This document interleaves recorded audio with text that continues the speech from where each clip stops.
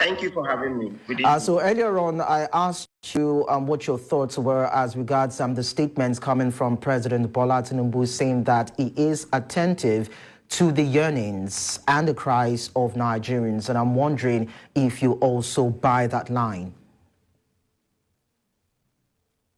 Right. I think that statement is expected from a government because what they are doing, they believe they are doing it to the benefit of people. But it's left for we as citizens to also assess the government and tell them if they at all they are listening to Nigeria. You agree with me that you recall that the issue of cyber security levy, there was an outcry that government should reverse it. It was actually reversed. But there's also an issue of fuel subsidy removal, which we think reinstating the fuel subsidy would have solved the problem. So for citizens, yes, you are reversing some, but the ultimate one that is actually affecting the whole Nigeria, which is issue of fuel subsidy removal, is not being removed. So I think government is right to say, yes, we are listening to you. Why citizens also have their own say that, yes, you may think you are listening to us. You have to do what we expect you to do. Perhaps you could also see President Tinubu go ahead to buy something for his office. You could also see the National Assembly trying to also buy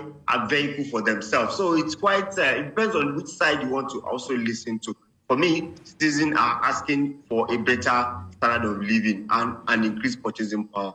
In terms of government expenditure that you mentioned earlier, the couple of things that this administration has spent billions of naira on that do not directly or indirectly affect the well-being of Nigerians. Do you think there's any justification for this kind of spending in this economic hardship?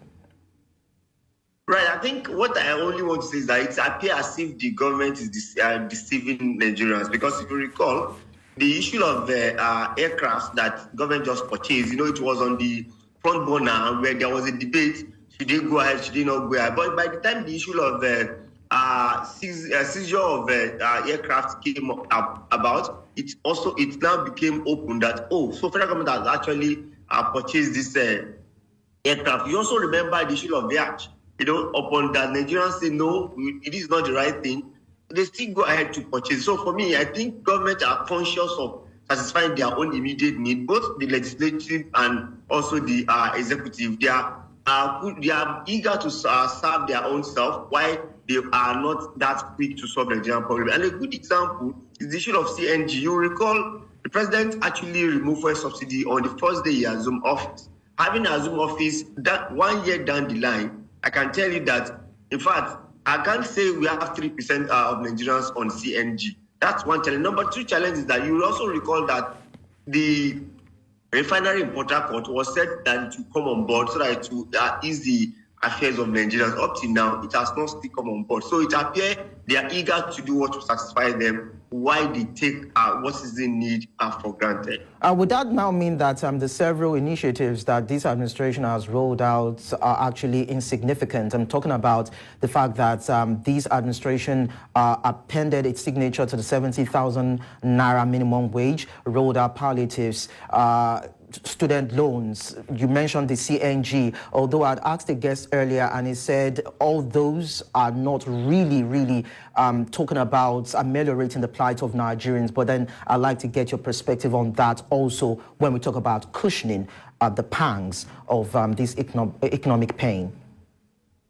Now, if you talked about the increase in salary, how many are the number of the civil servants in Nigeria? I'm not sure they're up to 15 million. When you add state, local government, and federal government together, I'm not up to. And how many percentage of that for Nigeria compared to the purchasing power of Nigeria that has been eroded? Perhaps, even if you look at the increment, it's just about $40 or so. So imagine at this present Nigeria, we're having $40 as salary increment. This is the lowest that we ever had. So it's not about the 70,000 naira, it's about the value of 70,000 naira. Then government go ahead to bring about different palliative. As an economist, we are not very disposed to palliative because it's just an intervention that will last. If you give an household 100,000 within 2 months, they